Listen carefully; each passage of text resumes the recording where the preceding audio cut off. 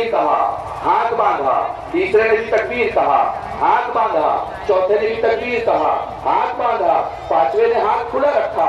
میں نے سب کے بندھے ہوئے ہاتھ دیکھے، سب کے بندھے ہوئے ہاتھ، ایک مقام پہ ہاتھ نہیں تھا۔ میں نے پوچھا بیٹا یہ فرق کیوں ہے؟ انہوں نے کہا ہمارے امام نے یہ بتایا، ہم نے اس لیے ایسے باندھا، ہمارے امام نے ایسے بتایا، ہم نے اس لیے ایسے باندھا، ہمارے امام نے ایسے بتایا، اس لیے ایسے باندھا۔ میں نے شیعہ سے کہا بیٹا تمہارے بھی امام نے بتایا ہوگا اس لیے ایسے کھول رکھا ہے۔ ان کا نہیں مولانا، ہمارے امام نے نہیں بتایا، ہمارے نبی نے بتایا۔ پھر جو نبی نے بتایا وہ علی نے بتایا، جو علی نے بتایا وہ حسن نے بتایا، جو حسن نے بتایا وہ حسین نے بتایا، جو حسین نے بتایا وہ سجاد نے بتایا۔ دنیا بدلتی ہے، شیعت کے جواب نہیں بدلتے۔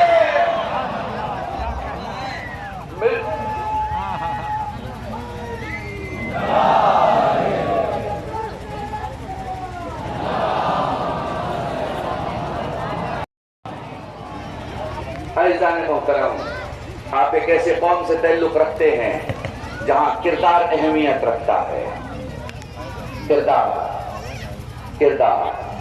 کردار دیکھ کے بتا دیا جاتا ہے کہاں کا رہنے والا ہے، کردار دیکھ کے ایوارڈ دیے جاتے ہیں، کردار دیکھ کے ایکسپٹنس ہے۔ تو آپ کے یہاں صرف یقین ہے، اور اگر آپ کو یقین دیکھنا ہے تو آپ کو یقین مشی میں دیکھ سکتے ہیں۔ نجف سے چلنے والا مسافر کربلا حسین کی بارگاہ میں جا رہا ہے۔ ایک بات کہوں، عجیب مسافر ہوتے ہیں سفر عشق کے جو حسین کی طرف جاتے ہیں، انہیں پتہ بھی نہیں انہیں حسین لینے آتے ہیں۔ میں نے تو بہت بڑا جملہ آپ کے سامنے کہا، عجیب سفر ہے سفر عشق کا۔ جو حسین کی طرف جا رہے ہیں انہیں حسین خود لینے آ رہے ہیں۔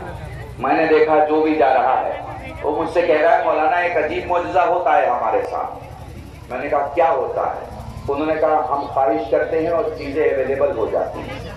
ہم نے چائے سوچا اور چائے مل گئی، ہم نے بریانی سوچا اور بریانی مل گئی، ہم نے کھانا سوچا اور کوئی کھانا لے کے آ گیا۔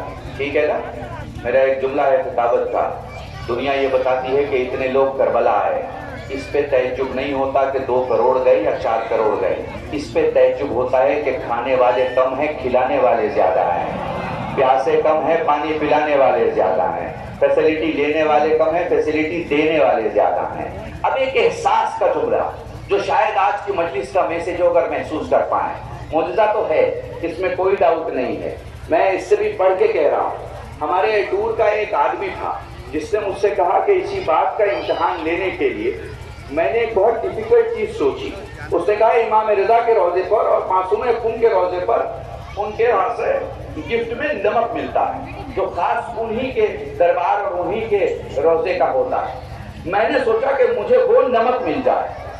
میں آنے کے راستے میں نہیں جانے کے راستے میں تھا کسی کام سے، کربلا سے نجف واپس جا رہا تھا۔ ابھی میں چند قدم ہی آگے بڑھا تھا کہ کسی نے مجھے ایک گفٹ دیا۔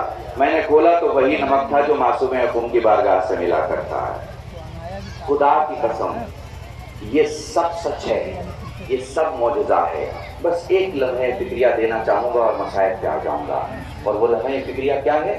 وہ لمحہ فکریہ ہے میرے عزیزوں کہ تمہارے سفر سے پہلے کسی نے پانی جمع کیا ہے، تمہارے آنے سے پہلے کسی نے کھانا جمع کیا ہے، تمہارے آنے سے پہلے کسی نے مکان بنایا ہے، تمہارے آنے سے پہلے کسی نے فیسلٹی تیار کی ہے، تمہارے آنے سے پہلے کسی نے زواروں کے لیے کام کرنا شروع کیا ہے۔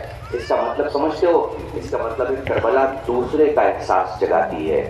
پیاس کسی اور کی، پانی کسی اور کا، بھوک کسی اور کی، کھانا کسی اور کا، تکلیف کسی اور کی، انتظام کسی اور کا۔ اگر کربلا والی ہو تو خود نہ جیو، دوسرے کے لیے جیو۔ دیکھو تمہارا پڑوس بھوکا تو نہیں ہے، تمہارے عزیز کو تمہاری ضرورت تو نہیں ہے۔ یاد رکھو یقین کا مذہب ہے، یقین کا، یقین کا فیض ہے۔ بے پناہ گرمی ہے۔ صبح ایک جملہ، کل ایک جملہ حاجی بیٹھے ہوئے تھے، میں نے وہاں اوکھلا میں کہا تھا، برادران اہل سنت اور علماء اہل سنت کا کافی مجمع تھا۔ میں نے کہا دیکھیں اینت کی فرق ہے۔ ایک عیسائی نے 100 ہیروز کی لسٹ بنائی، ایک عیسائی نے 100 influential people of the world کی لسٹ بنائی۔ اس میں رسول کو پہلے نمبر پہ رکھا اور عیسیٰ کو چوتھے نمبر پہ رکھا۔ اس سے اس کے اپنے کمیونٹی کے لوگوں نے کوشچن کر لیا کہ بھائی تم تو عیسائی ہو، تمہارے پاس ایسا کیا ایویڈنس ہے، کیا پروف ہے کہ تم نے نبی کو پہلے نمبر پہ رکھا اور اپنے